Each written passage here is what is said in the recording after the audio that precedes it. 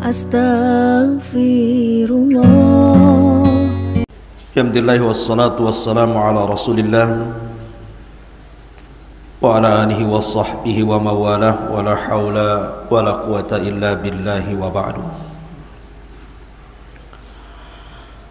Baik, kita lanjutkan pembahasan kita, masih membahas Al-Qasas wal Quran, kisah-kisah dan ayat-ayat dalam Al-Quranul Karim. Pagi hari ini kita akan membahas surah Al-Hujurat ayat 2 dan juga ayat 3. A'udzubillahi minasyaitonirrajim. Bismillahirrahmanirrahim. Ya ayyuhalladzina amanu la tarfa'u aswatakum fawqa sawtin nabi wa la tajharu lahu bil qawli ka jahri ba'dikum li ba'din an tahbata a'malukum wa antum la tash'urun. Wahai orang-orang yang beriman, janganlah kalian meninggikan suara kalian melebihi suara Nabi, dan jangan pula kalian berkata kepadanya dengan suara keras sebagaimana kerasnya suara sebagian kalian terhadap yang lainnya,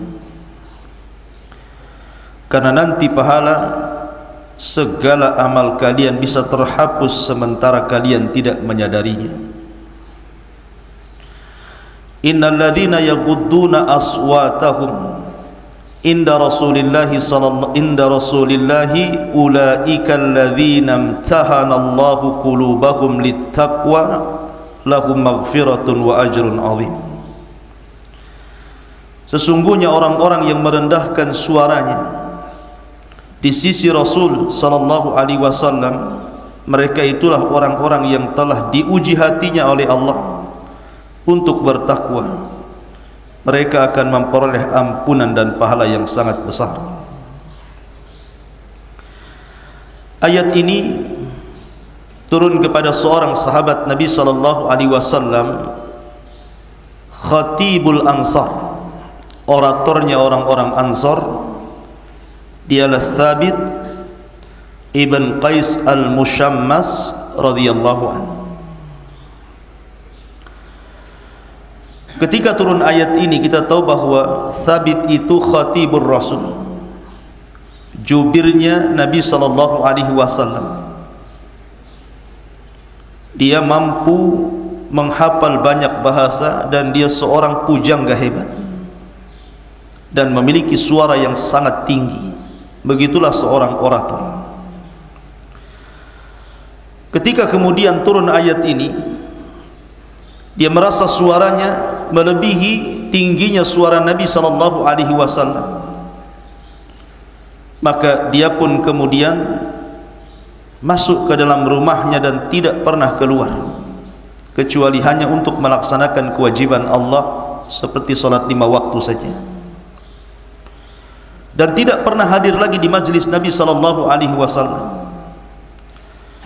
Sampai akhirnya Nabi sallallahu alaihi wasallam mengutus Sa'd bin Ubadah untuk mencari Thabit ibn Qais. Ada apa gerangan dengan Thabit tidak hadir lagi di majlisnya? Datanglah Sa'ad kepada Thabit ibn Qais al-Mushammas ini menanyakan kenapa dia tidak pernah hadir lagi di majlis Rasul. Maka Thabit mengatakan, ya Sa'ad, inni mru'un jahiras sauti wa kuntu arfa'u sauti fawqa sautihi sallallahu alaihi wasallam, wa idzan faqad habita amali wa ana min ahlin nar. Kata Thabit, wahai Sa'ad, saya seorang laki-laki yang kalau bicara lantang suaranya, dan saya tahu bahwa kelantangan suaraku melebihi suara Nabi. Kalau begitu telah hancur seluruh amalanku, dan termasuk saya ini akan masuk ke dalam penduduk neraka. Maka Sa'ad pun kembali kepada Rasul menghabarkan kenapa Thabit tidak hadir lagi di majlisnya. Tapi Nabi SAW mengatakan kepada Sa'ad, kembalilah kau kepada Thabit, katakan, innaka lasta minhum bal ta'ishu hamidan wa tuqtalu syahidan wa yadkhulukallahul jannah. Sa'ad, katakanlah kepada Thabit, engkau tidak sebagaimana prasangkamu, bahkan engkau akan hidup dengan mulia dan akan mati syahid, dan Allah akan masukkan engkau ke dalam surga. Mendengar kabar gembira yang merupakan rekomendasi tazkiyah dari Rasul kepada Thabit ini, maka Thabit mengatakan, raditu bi busyrallahi wa rasuli la arfa'u sauti abadan ala Rasulillahi sallallahu alaihi wasallam. Sungguh aku redha dengan kabar gembira Allah dan Rasulnya, dan saya berjanji saya tidak akan mengangkat suaraku selamanya di sisi Nabi sallallahu alaihi wasallam. Dari sini turun ayat surah Al-Hujurat ayat 2 dan juga ayat 3. Ya ayyuhalladzina amanu la tarfa'u aswatakum fawqa sautin nabi wa la tajharu lahu bil qawli ka jahri ba'dikum li ba'din antah bata a'malukum wa antum la tash'urun. Wahai orang-orang yang beriman, janganlah kalian meninggikan suara kalian melebihi suara nabinya, dan jangan pula kalian berkata dengan suara tinggi sebagaimana sebagian kalian bicara kepada sebagian yang lainnya, karena itu akan bisa menghapuskan seluruh amal kalian sementara kalian tidak tahu. Ia yang menjadikan Thabit ketakutan sehingga dia tidak mau bicara lagi. Tapi setelah kemudian Nabi SAW menghabar gembira bahwa Thabit termasuk penduduk surga, maka turun ayat innal ladzina yaghudduna aswatahum inda Rasulillah ulaika alladzina imtahana Allahu qulubahum littaqwa lahum maghfiratun wa ajrun azim. Sesungguhnya orang-orang yang merendahkan suaranya di sisi Nabi sallallahu alaihi wasallam, mereka itulah orang-orang yang telah diuji hatinya untuk bertakwa, dan mereka akan memperoleh ampunan dan pahala yang sangat besar. Begitulah ketaatan Thabit ibn Qais al-Mushammas kepada Nabi sallallahu alaihi wasallam. Thabit ibn Qais al-Mushammas ini, ikhwan, adalah orang yang bersegera masuk Islam dari kalangan Ansar. Ketika Nabi SAW mengutus pertama kali seorang da'i dari Mekah menuju Yathrib, kala itu belum dikatakan Madinah, Mus'ab ibn Umair radhiyallahu anhu. Kemudian Mus'ab pun berdakwah di kota Yathrib. Maka Thabit ini salah satu orang yang bersegera kepada seruan Mus'ab ibn Umair ini, masuk Islam di permulaan. Dan Thabit ini dikenal seorang khatib, betul-betul seorang orator. Kalau bicara itu memukau manusia. Dia menguasai banyak bahasa dan juga termasuk pujangga hebat dari kalangan Ansar. Sampai-sampai ketika Nabi SAW datang dari Mekah ke Madinah hijrah, kemudian dikumpulkan orang-orang Muhajirin dan Ansar, maka orang-orang Ansar mewakilkan kepada Thabit untuk berkhutbah di hadapan Rasul. Maka Thabit pun berkhutbah di hadapan Nabi SAW, di hadapan orang-orang Muhajirin, di hadapan orang-orang Ansar, dengan khutbah yang tidak pernah didengar sebelum dan sesudahnya. Saking hebatnya Thabit ini. Dan di ujung khutbah Thabit mengatakan, ya Rasulullah, qad ahadnaka wa a'tainaka uhudana an namna'aka mimma namna'u anfusana wa auladana wa nisa'ana fa idza wafainaka bidzalik wa ma lana ya Rasulullah. Kata Thabit, ya Rasulullah, kami sudah mengikat perjanjian dengan Anda, kami sudah memberikan janji-janji kami kepada Anda untuk menjaga Anda sebagaimana kami jaga diri-diri kami, anak-anak kami, dan keluarga kami. seandainya kami sudah melaksanakan itu wahai Rasul, kira-kira apa yang kami akan peroleh? Maka Nabi SAW berdiri dan mengatakan, lakumul jannah, kalian semua akan mendapatkan surga. Maka mendengar Nabi SAW mengatakan lakumul jannah, kalian akan mendapatkan surga, semua orang-orang Ansar berdiri kemudian bertakbir Allahu Akbar. Laqad arabihna bai'ana, sungguh kami telah beruntung dengan jual beli kami bersama anda wahai Rasul. Dari sini turun ayat, innallaha ashtara minal mu'minina anfusahum wa amwalahum bi anna lahumul jannah yuqatiluna fi sabilillah fayaqtuluna wa yuqtalun wa'dan alaihi haqqan fit taurati wal injili wal qur'an wa man awfa bi ahdihi minallah fastabshiru bi bai'ikumul ladzi bay'atum bih wa dzalika huwal fawzul azim. Sesungguhnya Allah telah membeli jiwa-jiwa dan harta kaum mukminin bahwa mereka layak mendapatkan surga. Mereka telah berperang di jalan Allah sehingga mereka membunuh atau dibunuh. Janji Allah itu benar karena tercantum dalam Taurat, Injil dan Quran. Maka barang siapa yang menepati janjinya terhadap Allah, berbahagialah dengan jual beli kalian, karena itu kesuksesan yang sangat besar. Sejak turun ayat ini, maka tertanam kepada Thabit untuk mati syahid di jalan Allah Subhanahu wa ta'ala. Karena Nabi SAW menghabar gembirakan 3 perkara kepada Thabit ibn Qais. Dia akan hidup senang, akan mati syahid, dan akan masuk ke dalam surga. Ma'asyiral muslimin yang dimuliakan Allah Azza wa Jalla, Thabit ini banyak turun ayat kepadanya. Salah satunya adalah wa yu'thiruna ala anfusihim walau kana bihim khasasah. Dan orang-orang ataupun para sahabat itu lebih mendahulukan orang lain dibandingkan diri-diri mereka. Ketika ada tamu Nabi SAW sudah berpuasa 3 hari, kemudian Nabi SAW ingin menjamu tamunya, dia datang ke istri-istrinya tapi tidak ada makan. Subhanallah, sayyidul anbiya'i wal mursalin, sampai tidak mendapatkan makanan di rumahnya. Sementara antum makan gulai, makan rawon, macam-macam antum makan, pete, jengkol pun antum makan. Bagaimana Nabi SAW ingin memuliakan tamunya? Karena tidak ada yang dimakan, akhirnya Rasul berkhutbah di hadapan para sahabatnya, siapa yang hendak memuliakan tamuku?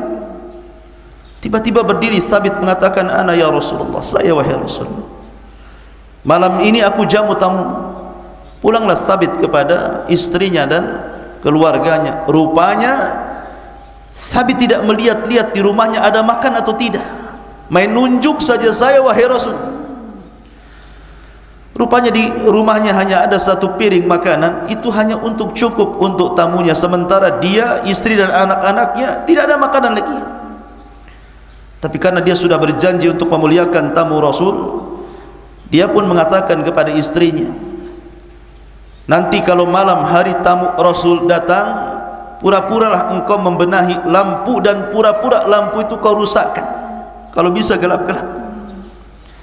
Ajak anak-anakmu main sampai lelah sehingga mereka tertidur. Akhirnya kemudian setelah anak-anaknya disibukkan oleh istrinya sampai tertidur, kemudian tamu itu datang bersama Thabit ibn Qais, maka istrinya pura-pura membenahi lampu, akhirnya lampu itu gelap. Jadi tamunya Rasul itu makan gelap-gelap. Di situ ada 3 piring, piringnya tamu, piringnya Thabit, dan piring istrinya, karena ketika itu belum ada larangan seorang wanita menampakkan wajahnya, belum turun ayat hijab. Jadi kata Thabit kepada tamu, makanlah makanan. Akhirnya tamu itu makan gelap-gelap. Thabit pura-pura makan padahal piringnya kosong, begitu juga istrinya. Sampai setelah kemudian habis makanannya, barulah kemudian diterangkan lampunya. Lihat bagaimana Thabit ibn Qais memuliakan tamu. Akhirnya dari sini turun ayat, wa yu'thiruna ala anfusihim walau kana bihim khasasah. Lihat bagaimana para sahabat mendahulukan orang lain walaupun mereka susah. Begitulah sahabat Nabi SAW berusaha untuk menanamkan kepekaan sosial kepada orang lain. Dan Thabit ibn Qais al-Mushammas adalah seorang syuja' pemberani.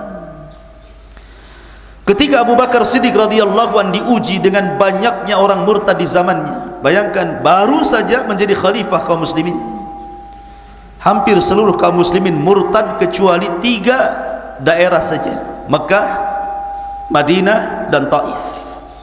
Tapi semua daerah murtad, terutama di Yaman. Kenapa demikian? Karena waktu di zaman Abu Bakar ini banyak muncul nabi palsu, nabi KW. Di sana ada Musailamah al-Kadzdzab, di sana ada Al-Aswad al-Ansi, di sana ada Tuwailihah Ibn Asad dan juga Sajah, nabi wanita pura-pura jadi nabi. Jadi karena banyaknya nabi-nabi palsu di zaman Abu Bakar, banyak orang murtad. Akhirnya setelah kemudian diperangi satu-satu, yang paling berat menghadapi Musailamah al-Kadzdzab, karena hampir penduduk Yamamah itu mendukung Musailamah, walaupun mereka tahu Musailamah di atas kedustaan. Kenapa? Karena hamiyah jahiliyah, mereka mementingkan suku dibandingkan Islam. Maka Thabit ibn Qais ini salah satu yang memegang bendera dari kabilahnya. Di sana ada Salim maula Abi Hudzaifah, juga menjadi pemimpin kabilahnya, dan pemimpin umum dipegang Khalid ibn Walid ketika itu. Ketika melihat para sahabat itu agak terlambat untuk berbaris dalam pasukan, Thabit ibn Qais ini ketika itu marah dan mengatakan kepada mereka, bukan begini Nabi mengajarkan kita perang. Kami pernah perang bersama Rasul, tapi bukan begini kalian berperang itu. Maka orang-orang mengatakan, kalau begitu bagaimana wahai Thabit? Maka Thabit pun kemudian pulang ke rumahnya. Dia menggunakan pakaian yang paling baik, dengan wewangian, dengan bersiwak, dengan mengangkat pedangnya. Kemudian dia membawa bendera, masuk ke dalam pasukan. Begini cara berjihad Rasul. Maka bergeraklah pasukan dipimpin Thabit. Kemudian Thabit ibn Qais mengatakan, Allahumma inni abra'u ilaika mimma ja'a bihi haula wa a'tadhi'u ilaika mimma sanaha haula. Ya Allah, aku berlepas diri kepadamu dari apa yang dilakukan mereka tentara Musailamah al-Kadzdzab itu, dan aku meminta uzur kepadamu dari apa yang dilakukan kaum muslimin. Mereka tidak bergegas untuk bergerak. Maka ketika Thabit masuk ke peperangan bersama Salim maula Abi Hudzaifah, akhirnya dia pun berperang dengan dahsyatnya. Dan janji Nabi SAW, ya Thabit, innaka ta'ishu hamidan wa tuqtalu syahidan. Engkau akan hidup dalam kondisi bahagia dan akan mati syahid. Betul, dia mati syahid di perang Yamamah. Di antara pasukan Abu Bakar Siddiq radhiyallahu an, dan dia yang memimpin pasukan itu. Akhirnya Musailamah al-Kadzdzab pun meninggal di sebuah kebun yang disebut dengan Hadiqatul Maut, kebun kematian, dikepung oleh kaum muslimin. Musailamah di kebun itu bersama pasukan. Akhirnya Khalid ibn Walid mampu menjebol gerbangnya, kaum muslimin masuk, kemudian mereka bertempur habis-habisan, sampai dari kalangan para sahabat banyak yang meninggal, terutama para qurra, ahli-ahli Quran meninggal di perang Yamamah. Ketika Abu Bakar Siddiq radhiyallahu an mendengar Thabit ibn Qais meninggal di perang ini, beliau sedih. Tapi ada kejadian yang luar biasa. Ketika Thabit ibn Qais ini meninggal dunia, sudah meninggal mati syahid, ada seorang sahabat Rasul yang bermimpi bertemu dengan Thabit. Dalam mimpinya Thabit mengatakan kepada sahabat ini, wahai fulan, ketika aku mati, ada seorang sahabat datang kepadaku melepas baju besiku, kemudian mengambilnya. Katakan kepada Khalid ibn Walid, ambil lagi baju besiku, kemudian sampaikan kepada Abu Bakar Siddiq radhiyallahu an akan kematianku. Aku memiliki wasiat karena aku memiliki hutang kepada fulan dan fulan. tolong sampaikan wasiatku kepada Abu Bakar.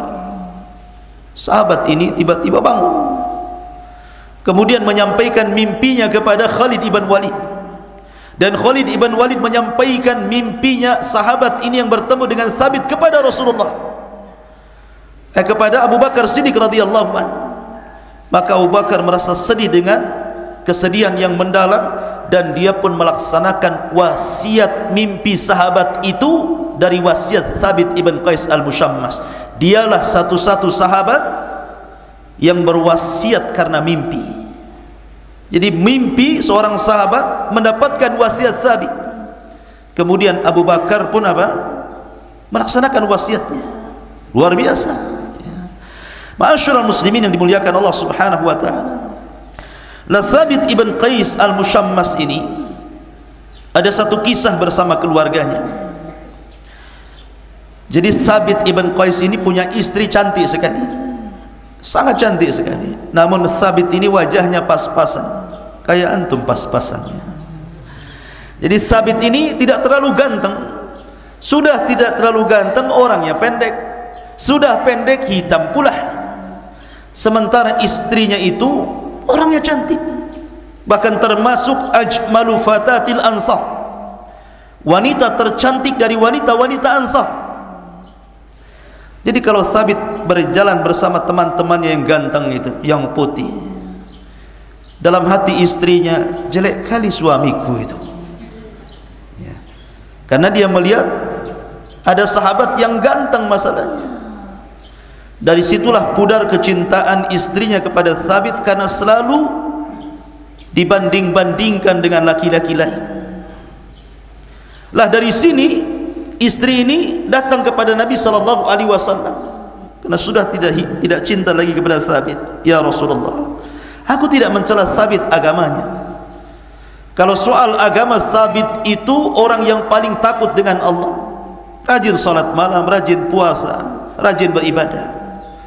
Tapi aku takut kufur kepada Allah. Aku tidak bisa melayani suamiku dengan sepenuh hati, karena cintaku sudah tidak ada.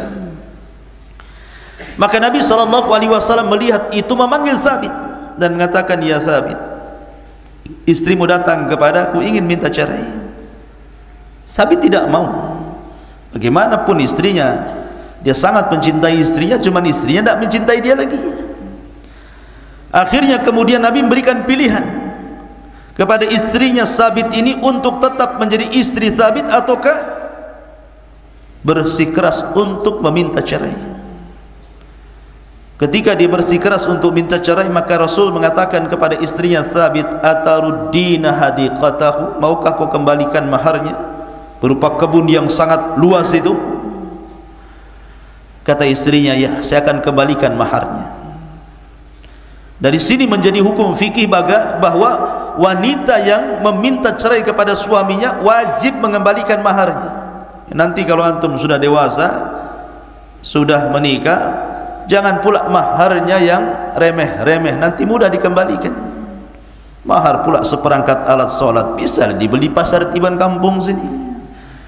Kalau kasih mahar 1 buah Fortuner, ini maharnya. Jadi kalau minta cerai kan pusing tuh mau mengembalikan Fortuner tuh ya. Jadi Thabit ini akhirnya kemudian mendapatkan kembali maharnya, kemudian bercerai. Rupanya setelah bercerai, istrinya menikah lagi dengan laki-laki idamannya. Allah takdirkan laki-laki yang dinikahinya tidak sebagaimana Thabit ibn Qais, lebih sayang, lebih cinta, dan begitu seterusnya. Dia nyesal, ingin kembali kepada Thabit, tapi Allah sudah takdirkan tidak mungkin, sudah berpisah. Thabit pun tidak mau kembali. Ma'asyiral muslimin yang dimuliakan Allah subhanahu wa ta'ala, jadi Thabit ibn Qais al-Mushammas yang meninggal pada tahun 12 Hijriah ini adalah seorang sahabat dari kalangan Ansar dari kabilah Khazraj. Dia seorang mufawwah, orang yang memang betul-betul orator ulung. Ketika datang wafdu Bani Tamim, kelompok ataupun kabilah Bani Tamim mendatangi Nabi SAW, berdirilah khatib dari Bani Tamim kemudian mengumandangkan syair-syair Bani Tamim. Semua takjub, hebat sekali khatibnya ini Bani Tamim ini. Kata Nabi SAW kepada Thabit, "Kum ya Thabit fa'ajib khatibahum." Thabit berdiri, kau jawab syairnya orang itu. Maka Thabit pun kemudian berdiri, kemudian menjawab syairnya. Salah satu penggalan syairnya adalah penggalan khatibnya, khutbahnya, setelah dia memuji Allah Azza wa Jalla, bersalawat kepada Nabi SAW, kemudian dia mengatakan, "Walhamdulillahilladzi samawat wal ard khalquhu qadha fihinna amrahu wa wasi'a kursiyyuhu ilmahu wa lam yakun syai'un qad illa min fadli thumma kana min fadlihi an ja'alana mulukan wastafa min khirati khalqihi rasulan aqramuhum nasaban wa asdaquhum hadithan wa afdaluhum hasaban anzala alaihi kitabahu wa atammahu ala khalqihi fanahnu ansarullah wa wuzara'u rasulihi nuqatilun nas hatta yu'minu billah ila akhiril khutbah." Di antara penggalan khutbahnya Thabit mengatakan, segala puji bagi Allah yang langit dan bumi adalah ciptaannya, di mana Allah telah memerintahkan kepada langit dan bumi perkaranya. Sungguh luas kursinya dengan ilmunya, dan tidak ada sesuatu yang terjadi kecuali karena karunia-Nya. Dan di antara karunia-Nya Allah jadikan kita sebagai pemimpin, dan Allah pilihkan kepada kita manusia terbaik, seorang Rasul Muhammad sallallahu alaihi wasallam. Dia manusia yang paling mulia nasabnya, paling jujur bicaranya, paling utama hasabnya. Telah diturunkan kepadanya Al-Quran, dan syariatnya telah disempurnakan kepada makhluknya. Kami para penolong Allah, kami menteri-menteri Rasulnya, kami berperang kepada manusia sampai mereka beriman kepada Allah Subhanahu wa ta'ala. Sampai selesai khutbahnya, tiba-tiba orang-orang Bani Tamim mengatakan, "Faqad ghalabana khatibak, faqad ghalabana khatibaka khatibana." Ya Rasulullah, sungguh penceramahmu, khatibmu telah mengalahkan khatib kami. Fa'tina bima ataita bihi. Kalau begitu kami siap mendengar apapun yang kau akan sampaikan. Habis itu Rasul membacakan beberapa ayat Al-Quran. Akhirnya mereka masuk ke dalam Islam. Lihat bagaimana kehebatan khatibnya Rasul yang menyebabkan kabilah Bani Tamim masuk ke dalam Islam. Dan itulah Thabit ibn Qais Al-Mushammas radhiyallahu an. Subhanakallah bihamdika asyhadu an la ilaha illa anta astaghfiruka wa atubu ilaik. Allah ta'ala. Assalamualaikum warahmatullahi wabarakatuh.